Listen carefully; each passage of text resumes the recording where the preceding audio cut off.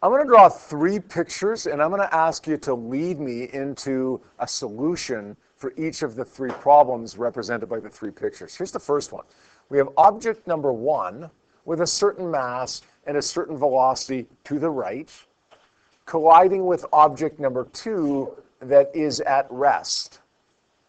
They stick together, and they head off as one object. What would I do there? This is not rocket science. This isn't even new.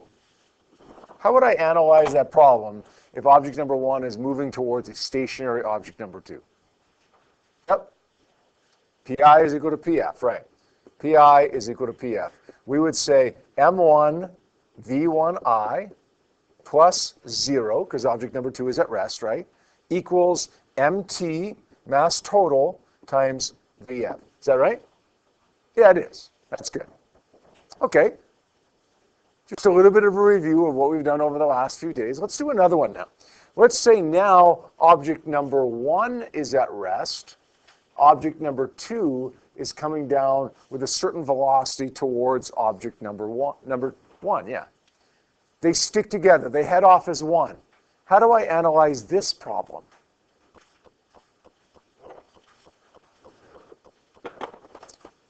Yeah, same way, right? We'd say Pi is equal to Pf. We'd say this times 0, because object number 1 is at rest, right? 0 plus m2 v2I equals m total times Vf.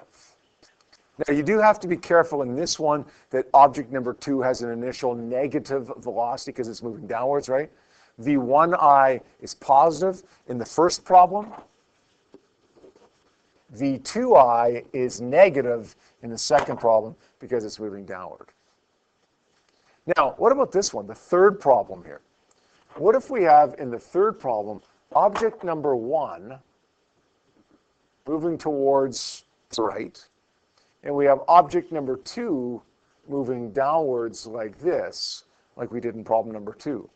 They collide at this point right here. They stick together. Where are they going to go? Right, in the first situation, they both went to the right. In the second one, they both go downward. Where are they going to go in the third one? Down and to the right. We know that because if there was momentum to the right before, there has to be momentum to the right after. If there was momentum downward before, there has to be momentum downward after. All right. How do you think we're going to analyze this problem? Yep. Like vector adding? Yes. We're going to add vectors together. We're going to have to do conservation of momentum in 2 dimensions and then combine them and add the vectors that way. So let's look at the x component and the y component of this. X component, or x is horizontal, right? This way.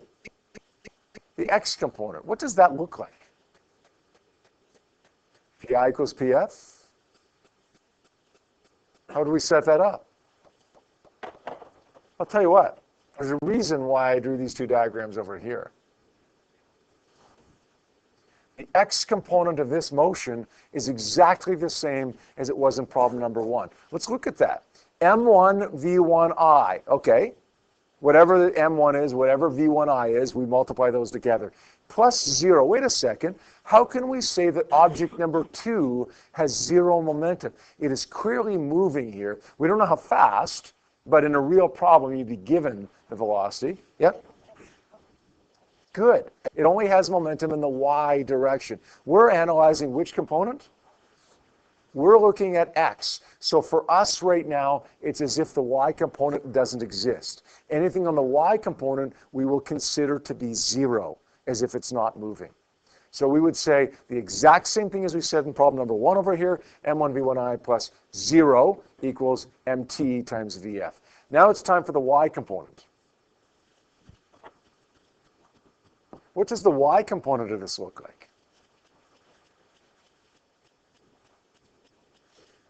The same thing as we had in problem number 2 here. We move this over here, and it looks like this. Why is object number 1 considered to have 0 momentum now? Yep.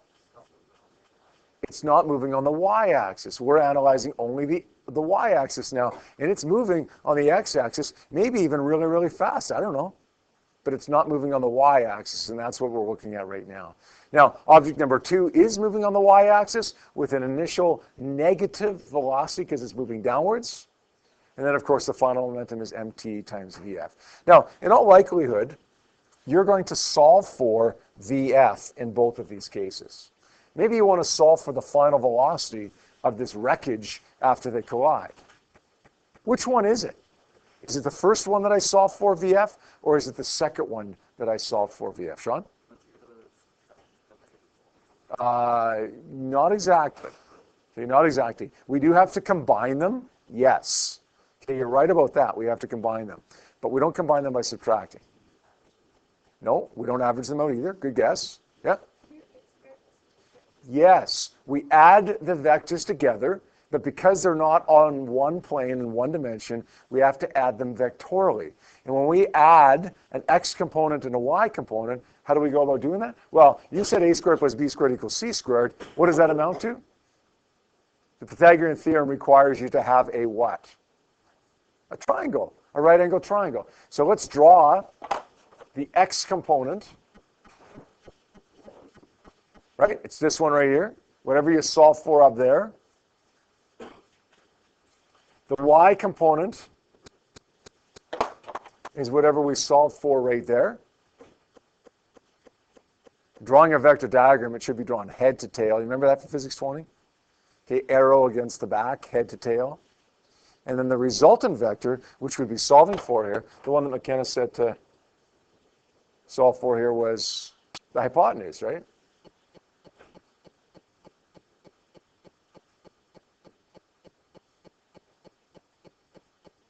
How would you solve for that value? How would you solve for v there? This is where a squared plus b squared is equal to c squared comes in, right? Let's say v is equal to the square root of x squared plus y squared. And then, of course, we have to find theta as well. It is a vector. When we're adding vectors together, and that's exactly what we're doing there, is adding vectors together, we have to find a direction. The direction is represented by the angle, and we would find that angle theta by saying what? Which trig function would it be? Assuming that we have x and assuming that we have the value of y.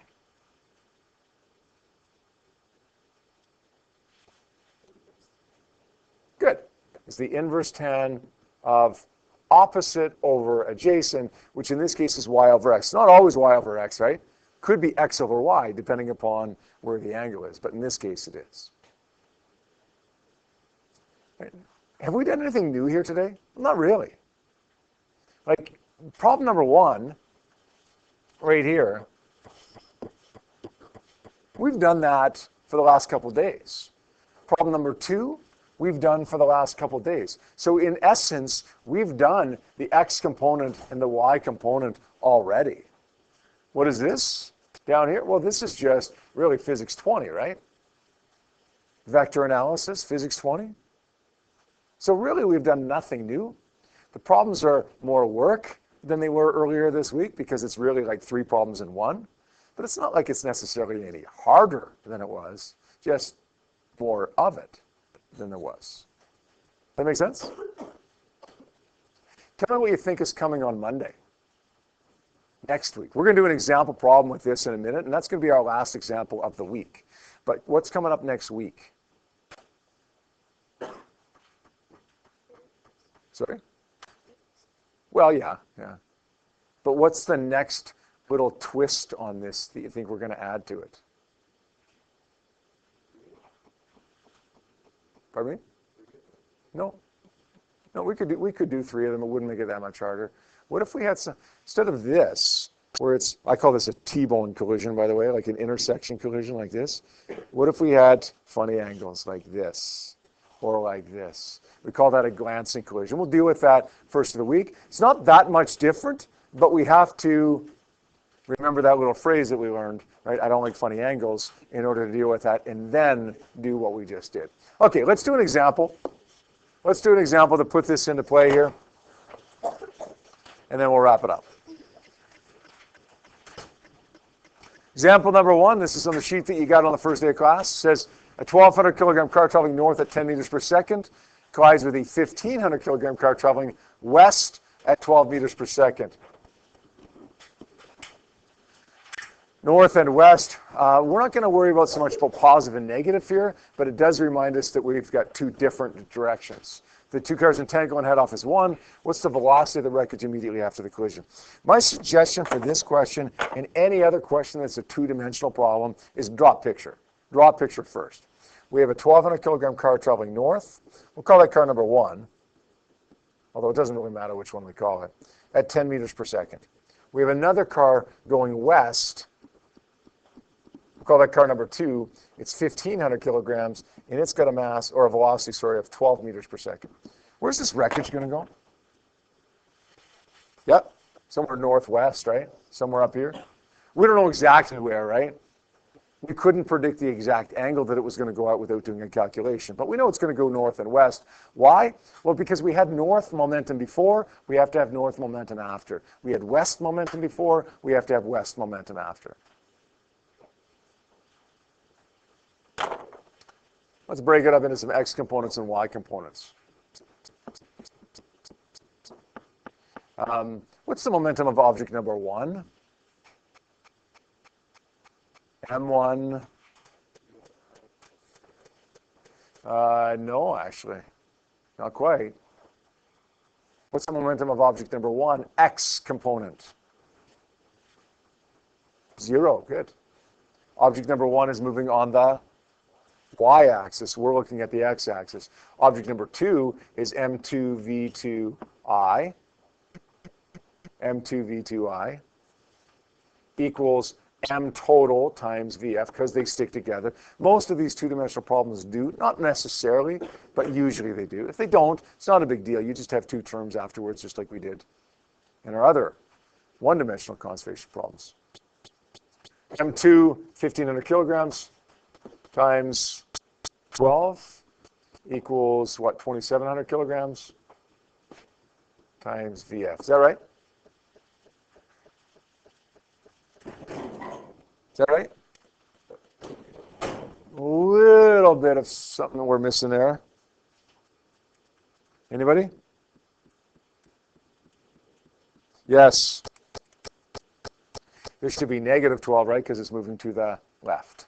We do the math there, divide by 2,700 VF. For the X component, works out to be negative 6.66667 meters per second. Of course it's negative, right? Look at it. Look at the red line there that we have drawn. It's drawn to the left. Should be negative. Now the Y component. M1 V1I plus Sean, what's, yes, object number 2 has 0 momentum this time. It has momentum, but not on the y-axis. So we're going to say it has 0. M1 is 1,200 times positive 10, 2,700 times VF. And we're going to say that 1,200 times 10 divided by 2,700, 4.444, and it's positive.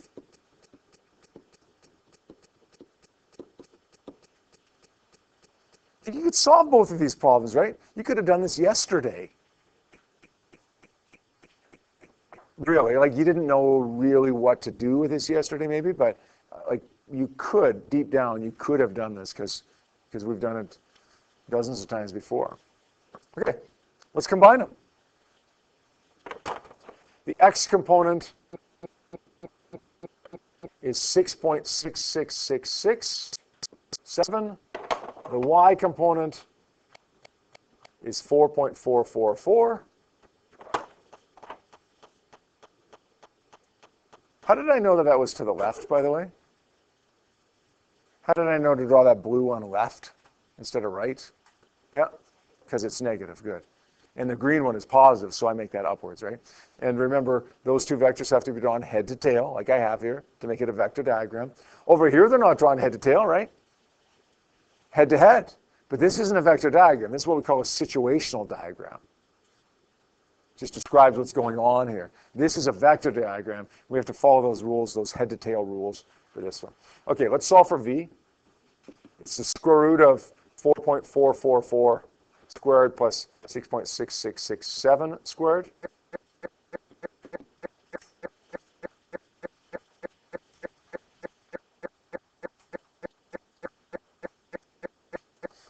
We do that.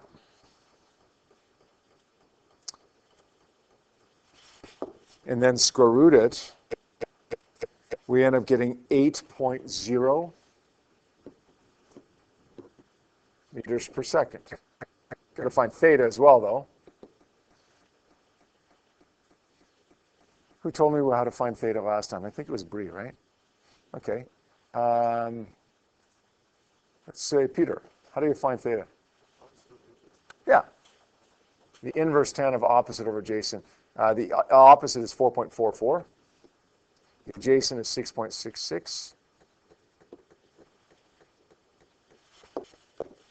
We do that, we end up getting 34 degrees, 33.9 degrees, 34 degrees. How would we express that? 34 degrees, what of what? This would be north of west. Why not west of north? Why north of west, not west of north? The angle is being measured. Look, the angle is being measured from the west. This is west, right? The angle is measured from the west. Which way from the west? North from the west. Like, it's measured from the west, but it's up from the west, or north from the west, or north of west. Okay? So there's my answer.